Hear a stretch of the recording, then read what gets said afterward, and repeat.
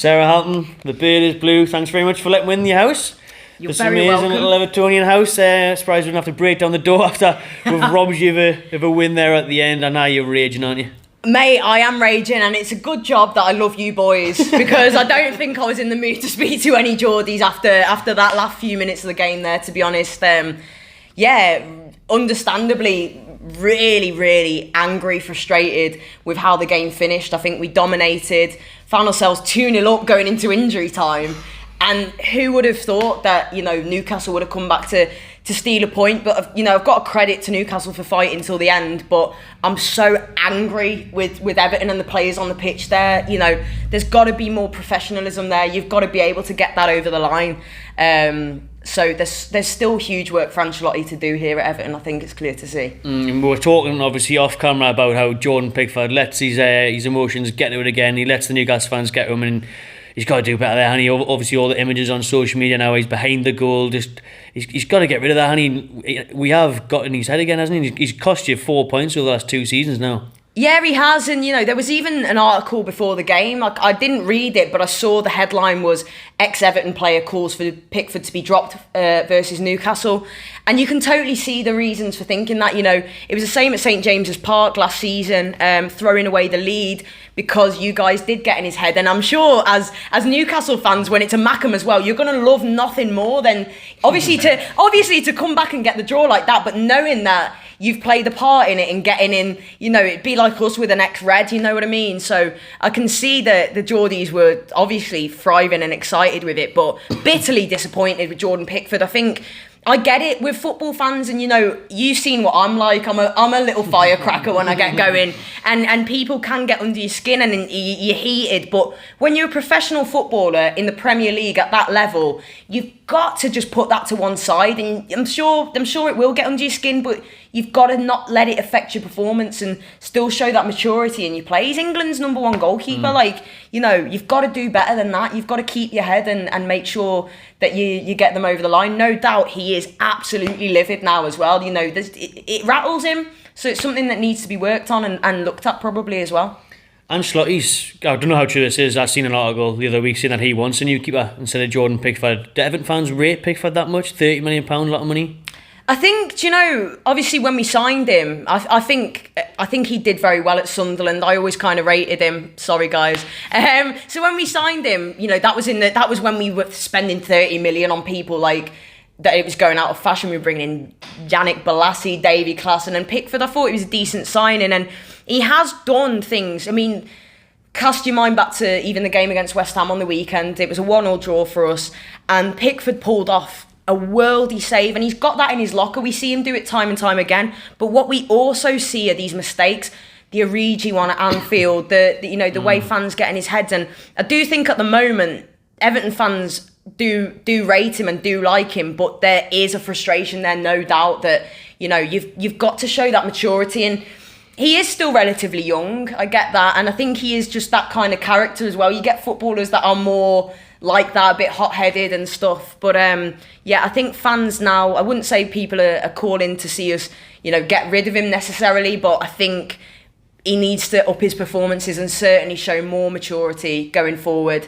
I don't know how true it is, because Ancelotti seems to be playing games a little bit with the press. He'd said that all the names are wrong, we're not looking for a goalkeeper, but he's got this kind of look on his face where I'm thinking, I'm going to reveal him any day now. Yeah, that's it. He's changed his mind now. But no, we'll have to wait and see what happens. But yeah, I think Pickford, he'll know himself, no doubt, that he's kind of let you guys get in his head, and ultimately it's cost us the win today again. You should have probably been out of sight though, shouldn't you? You think you're 2-0 up early on in the second half and you miss 2 or 3 chances. Dubravka makes those saves, but you've got to put the ball in the back of the net and kill the game. I'm sure the Everton fans will be thinking that.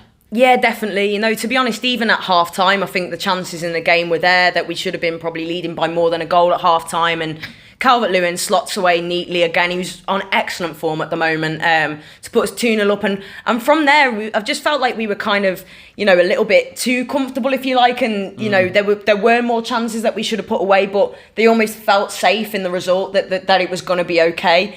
And I must admit, when you pulled one back, there was this feeling of, no, surely not. Because I think, to be honest, I think the time had been played and everything else. Look at me crying in here.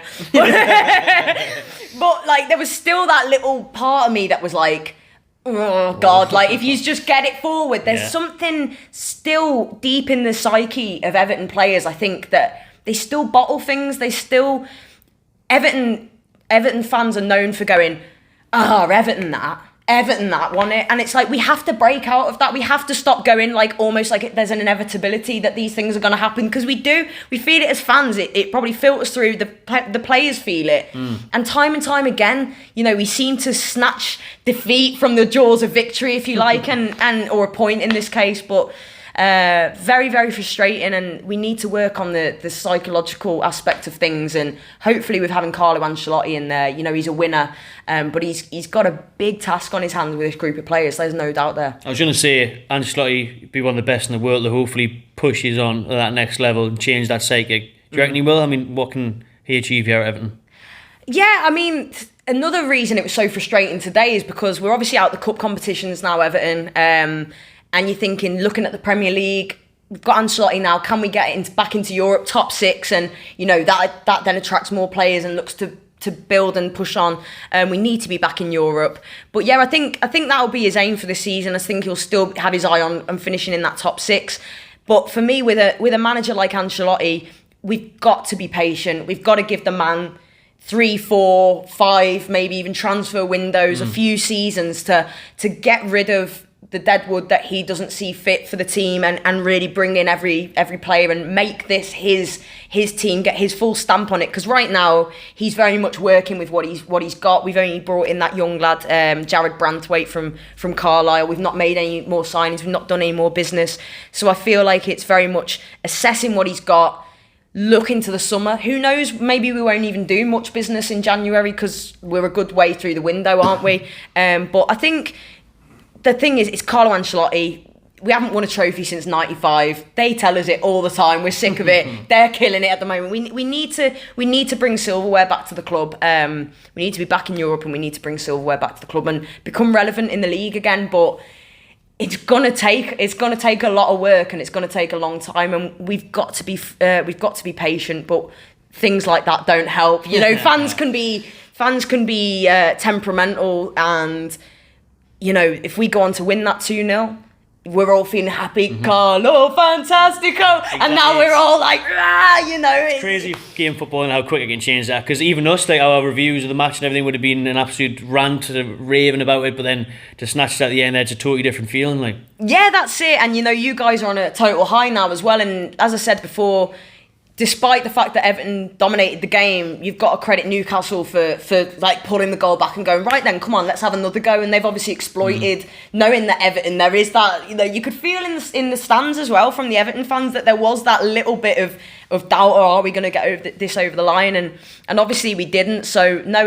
we feel really depleted, and obviously you guys are feeling pretty happy that you're loving scoring late goals at the moment. That's what we've done all season on a Bruce season, eh? I don't know, injury time goals. I wonder if that fella got a corner flag to the balls again today. You know, that's the only thing that might redeem a bit of joy for me. That made me laugh, by the way. That man was hilarious, and when he was like, was it worth it? He was like, aye, yeah. I was like, go on, son. So yeah, it's definitely for me that game there.